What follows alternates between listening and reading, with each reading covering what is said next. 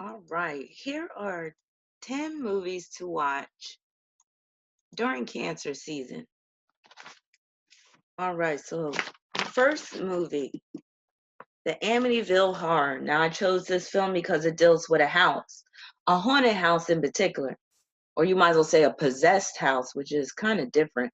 Now, based on a true story that was claimed by writer Jay Anson, The Amityville Horror, released in 1979, is about a large house on the coast of Long Island where newlyweds George and Kathy Lutz and their three children move into the house that they hope will be their dream house, which ends up in terror.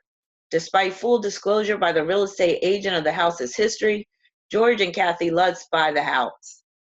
George says houses don't have memories, but they turn to their family priest, Father Delaney, who believes the house is haunted and performs an exorcism on the house. But satanic forces in the house cause him to become blind and makes him very sick. With the help of another priest, Father Boland, and a police detective, George and Kathy face the fears of the house, but not knowing the forces are planning to possess George and then the children. So this film stars James Brolin and Margot Kidder. You can see them both right here. And the house theme is cancer, but also how George Lutz resembles the son who killed his family that lived in the house prior to them moving in. So that whole resemblance is very cancer. And another interesting thing is James Brolin happens to be a cancer, and he does a great job in the film because of it. Now, there's this one scene that I love when the little girl says, Jody doesn't like George, after George yells at her. And basically, Jody is this demonic spirit that befriends the little girl. So, this is based off of a true story, and it started off as a book, and I read the book, and the book is actually scarier than the movie. I actually recommend both, that you read the book and see the movie if you haven't seen it. So another thing that I like about this film is that it has a great slap scene. So back in the 70s, people were getting slapped left and right in movies.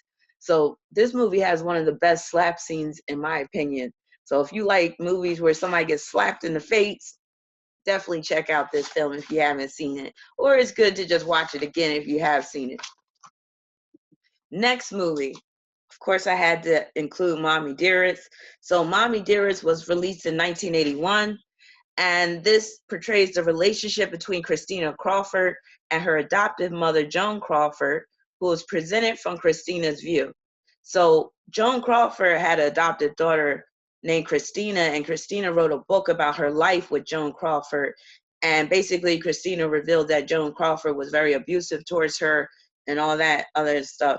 So Joan Crawford is portrayed by Faye Dunaway, and Faye Dunaway does a wonderful job in this film. But the interesting thing is, Faye Dunaway really is ashamed of this movie. Like, she didn't like her role in this movie. Now, while this movie is about a dark side of Aries, it is still fitting for cancer season due to the mother theme. So there's some great quotes in the movie. There's some, it's just really tragic what the girl had to go through, but it's also become like a camp film where people will recite some of the lines from the film. So there's some really tragic moments that turn quite humorous. I'll say that because it's so over the top. Next film, Parenthood. So Parenthood is about a family and all the ins and outs of family, not just an immediate family, but also an extended family. So it's very fitting for cancer season. So Parenthood was released in 1989, and basically it's the story of the Buckman family and friends attempting to bring up their children. They suffer / enjoy all the events that occur: estranged relatives, the black sheep of the family, the eccentrics, the skeletons in the closet, and the rebellious teenagers. Now, this film features an all-star cast, which includes Steve Martin, Diane Wiest, Rick Moranis, Keanu Reeves, Martha Plimpton, a young Joaquin Phoenix, Jason Robards, and Mary Steenburgen. So this movie is so real and true to life in its depiction of family drama. The all-star cast makes this movie memorable, and Steve Martin does a great job portraying a strong, loving, but vulnerable father. Rick Moranis makes you hate and love him at the same time with his portrayal of a Virgo who's blind to his dark-sided traits. Now, they don't say that he's a Virgo in the film, but I feel like he's portraying one. And also you got Keanu Reeves, where it's like he just showed up and did what comes naturally to him. So he's playing that like valley boy / surfer dude image. And I absolutely love Diane Weiss as an actress.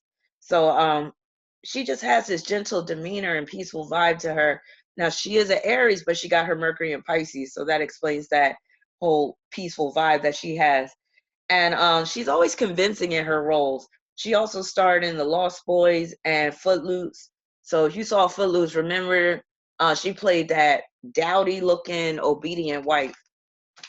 Moving along, Crooklyn. So Crooklyn was released in 1994. It's another family film. Spike Lee's vibrant, semi-autobiographical portrait of a school teacher, her stubborn jazz musician husband, and their 5 kids living in Brooklyn in 1973. So this movie was loosely based off of Spike Lee's life. So I guess he was calling his father a stubborn jazz musician. Lazy too, because in the movie he didn't want to get a regular job. Now, Alfre Woodard, she plays the mom, and Delroy Lindo plays the father. I swear his character, Woody, is a Libra. Anyway, Isaiah Washington's in it. I always had a crush on him. And of course, Spike Lee has to make his appearance in it as well. So some of the funniest scenes are with Aunt Song, who is one of the family members, and the daughter Troy goes down there to stay with them. So if you've seen this movie, you know what I'm talking about the scenes with Aunt Song. But this is a really good film. This is one of Spike Lee's better films, if you ask me. So if you haven't seen Crooklyn, definitely watch it during cancer season because of the family theme. Next movie, She-Devil. Now, She-Devil was released in 1989. Here's the storyline. Ruth is a wife and mother who tries to please her husband, Bob, but finds him pulling away and spending more time at the office than at home. When he begins an affair with a famous romance novelist, Mary, and leaves Ruth to raise their kids, she decides she's had enough of playing nice, docile housewife. Ruth endeavors to show Bob and Mary the truth about themselves and each other while creating a new successful life of her own. So this is starring Meryl Streep, who does a wonderful job. I mean, she is absolutely hilarious in this film. Roseanne Barr and Ed Begley Jr. So Ed Begley's character, I swear he's a Virgo because he's an accountant and he just has that whole Virgo persona in this film. And Meryl Streep, she's a Cancer in real life. And in this film, she does an excellent job depicting a dark-sided Cancer woman. Now, her role as Mary Fisher is a perfect representation of the Cancer vanity that I was talking about during the live stream I just did. So Roseanne does a fine job playing a sad-looking housewife who is stronger than her husband thinks. So if you love a good movie that features a nasty revenge plot, She-Devil definitely fits the bill. If you haven't seen it, check it out. It is hilarious. Next movie, Angie. Now, Angie is a little-known film. I'm wondering how many of my viewers have seen it. Here's the storyline. Angie lives in Bensonhurst, in the Bensonhurst section of Brooklyn, New York, and dreams of a better life than everyone she knows. When she finds that she is pregnant by her boyfriend, Vinny, she decides that she will have the baby, but not Vinny as a husband. This turns the entire neighborhood upside down and starts her on a journey of self-discovery. This journey includes her family, a new lover, and her life. Even her best friend Tina has trouble understanding Angie. So this film features Gina Davis, James Gandolfini, who played in The Sopranos, and Aida Turturro. Now this movie is so touching and it's funny at the same time. Definitely a chick flick, but men can enjoy it too, especially if they watch it with their girlfriends or their wives or their daughters. And Gina Davis' portrayal of a Brooklyn chick is a bit over the top in some places, but she does give a great performance.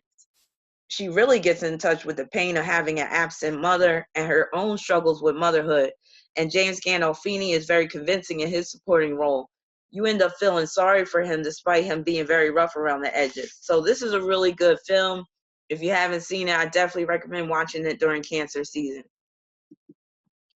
Willie Dynamite. Of course, I had to include a pimp-themed film because I always say Cancer is the pimp of the zodiac.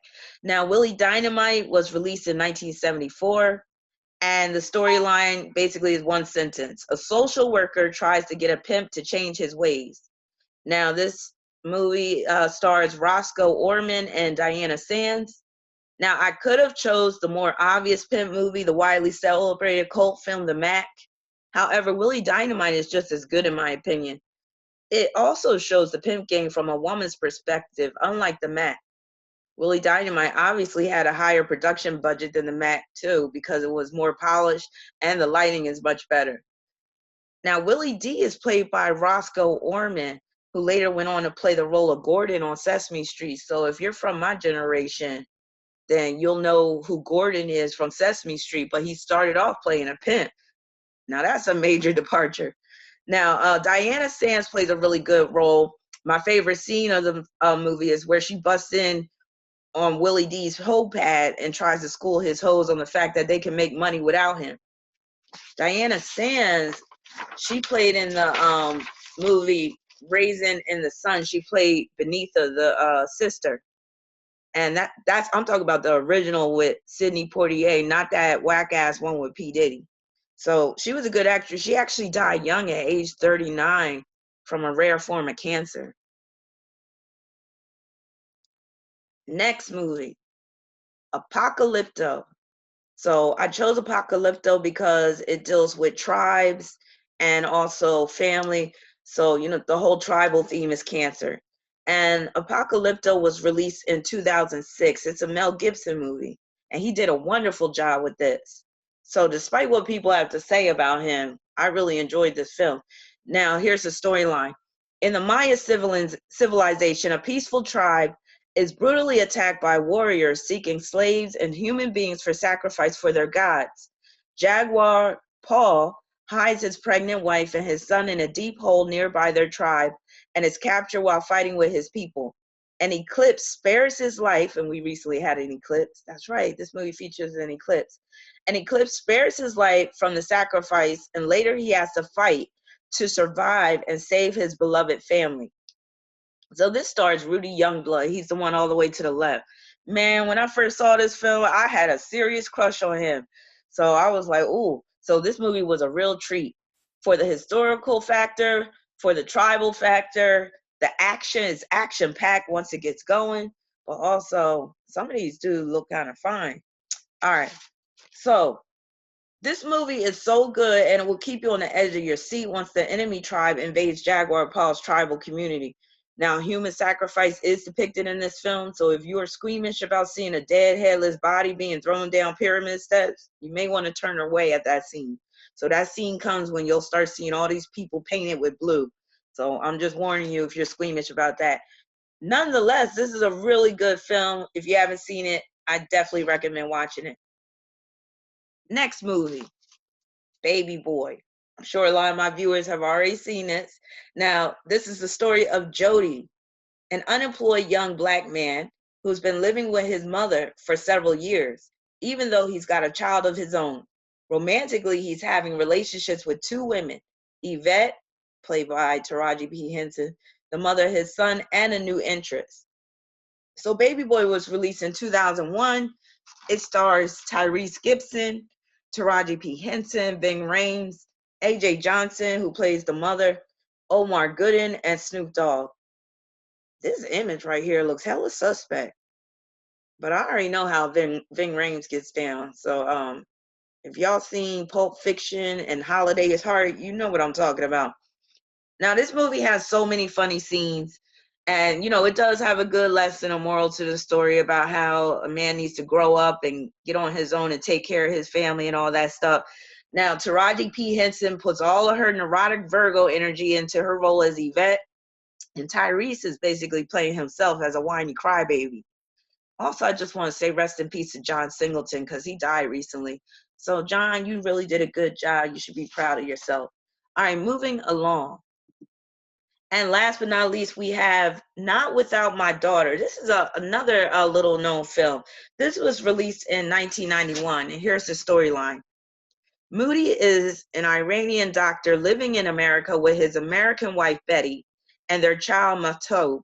Wanting to see his homeland again, he convinces his wife to take a short holiday there with him and his daughter. Betty is reluctant as Iran is not a pleasant place, especially if you are American and female.